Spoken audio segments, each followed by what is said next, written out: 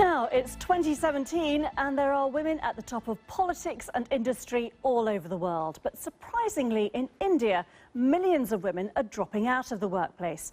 Figures reveal that nearly 20 million Indian women quit work in the last decade. The majority of women quitting work are aged between 15 and 24. And whilst women were leaving, over 24 million men joined the Indian workforce in the past 10 years. So what is going on? Well, to explore the issue, I'm joined by Cherie Blair, barrister and founder of the Cherie Blair Foundation, which works to empower women entrepreneurs in developing and emerging economies, including India.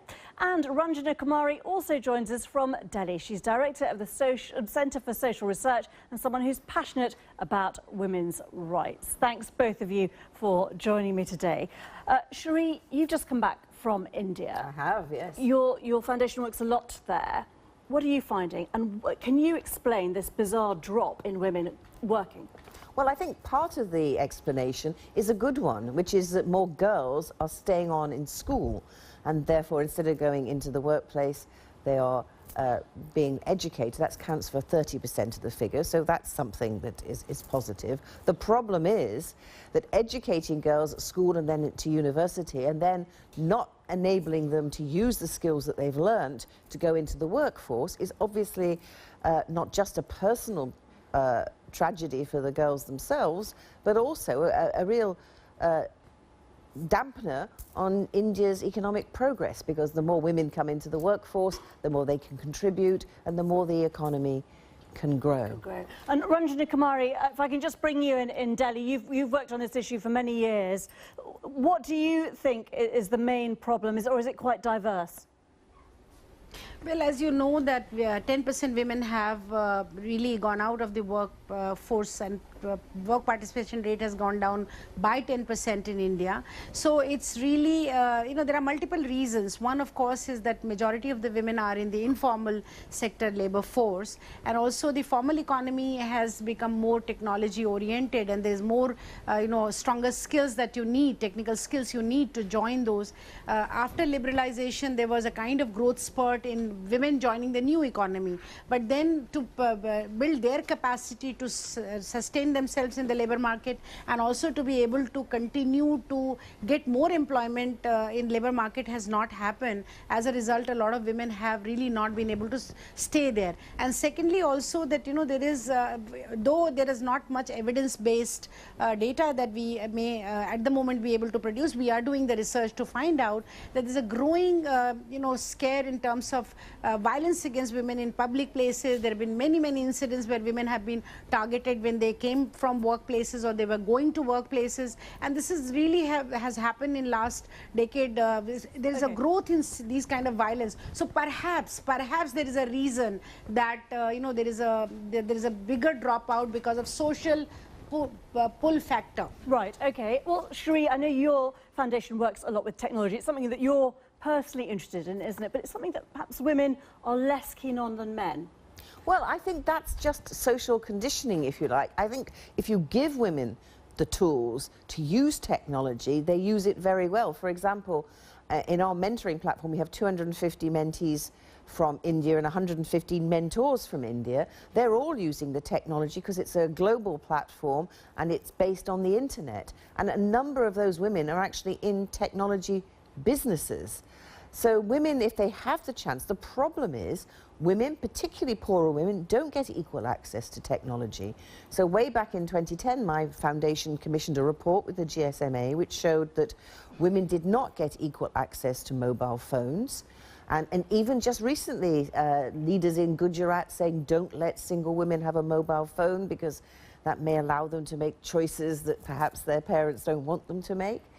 And then if you go to the internet and look at the access to the internet, the poor don't get access to the internet. Women are disproportionately represented in the poorest of the world. And if we could get women to get better access to the internet, then they would also have more opportunities. But women can and do use technology, and the women that we work with use it very well. I think another thing about women is that they tend to employ other women. So that's why we're very keen to build up women entrepreneurs, because we find the women entrepreneurs we work with actually tend to then provide jobs for women. Because what's interesting in India, for example, is that, you know, this is not an Asian thing, if you like. If you compare women graduates from India's participation with the market with women from Bangladesh who got graduate qualifications, it's double.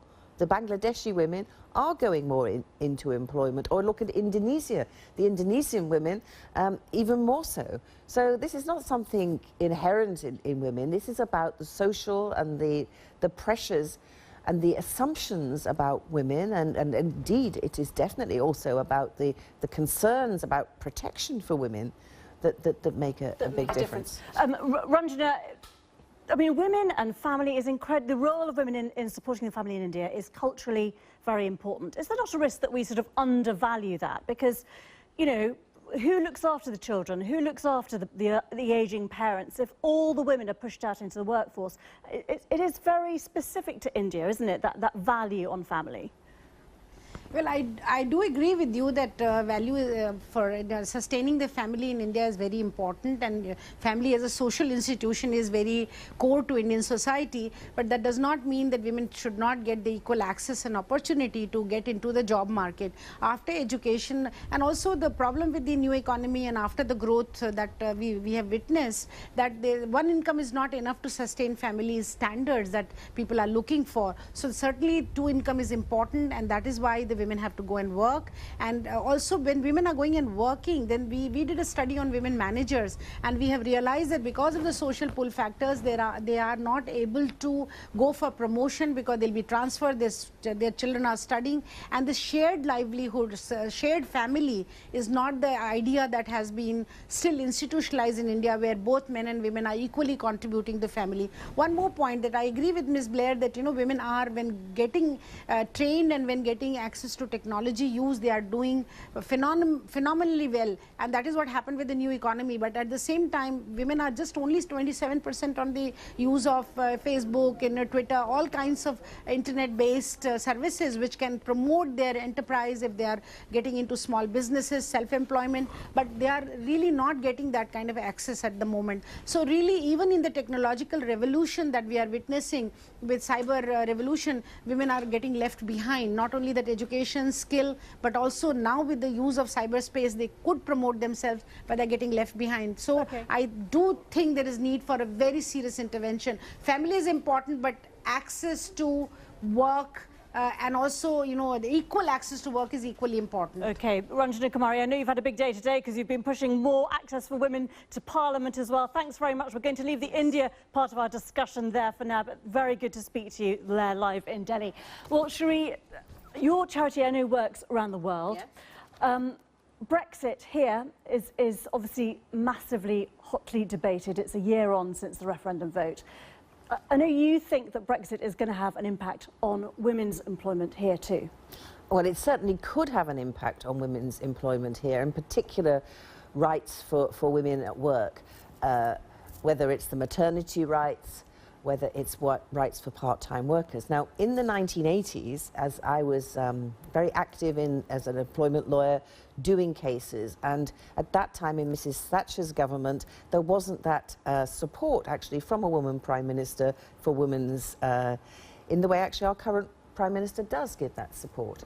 But I used European law a lot to promote things like women's part-time workers' equal access to pensions, to women's rights to redundancy pay, various cases that I took. Now, if we leave the European Union, I am not suggesting that this government would overnight is going to take away those rights. That's, I think, foolish to suggest. But nevertheless, just today, for example, we had a case in the Supreme Court about part-time workers' rights, where the court said that the government's implementation of those rights was not in compliance with European law, and therefore has said to the government these things have to change. In fact, they did two cases. The other was about lesbian and gay rights, and also they said not in compliance with European law and had to change. Once we leave the European Union, the government can decide to change that, and there won't be that fail-safe which says, well, no, this is against our European law rights, because the courts will not be able to enforce those European law rights anymore. So this is to do with the ECJ. just generally, looking, we have a female Prime Minister here, the second Conservatives, no Labour female Prime Minister as yet. You know, women are at the top of politics everywhere, aren't they? Do you think it makes a difference? Do you think they run the country and make different decisions? I absolutely think it makes a difference. Sadly, I think it would be a bit of an exaggeration to say women are running politics everywhere. We still find in the World Economic Forum reports that women's participation in politics is at the sort of 20 to 30% level compared with men. But nevertheless, every time we have a woman leader who enters the world stage, that is sending a signal across the world to young women, to little girls, which says women can do these jobs too. And I always remember Ellen Johnson Sirleaf, when she became the first president of Liberia, woman president of Liberia, telling me how she went to a school shortly afterwards. And at one time, the children were getting very excited, and a male teacher chastised one of the little girls. And the little girl turned around and said, "Sir, be careful how you speak to me, because one day I could be president." And Ellen was delighted, because 12 months before then, a little girl in Africa couldn't dream of what a female president would look like. And of course, since then, there have been other female presidents in Africa too. I know you've got a grandchild now. How have you, just finally and briefly, how have you balanced family and work and, you know, politics in the front line? Because ultimately getting women out there, that is the constant juggling act, and all of us feel guilty all the time, I think. Absolutely, but you know, I think we women beat ourselves up sometimes in a way that men don't. And what I've found fascinating being a grandmother is seeing how much my son also wants to spend time with his daughter, and what a good relationship they have. And because of new laws which at least allow some kind of parental leave for husbands, for fathers as well, we are seeing, I think, more and more men and women taking this question of work-life balance really as an important right for all families. And so it no longer is all the women are the only ones who are the carers, men don't have a caring role, they're the breadwinners. It's much more fluid than that here in the UK, but also, as we're seeing, moving towards that perhaps more slowly in places like India. Cherie Blair, thanks very much indeed for joining us here. Very grateful to you for coming in. Thank you.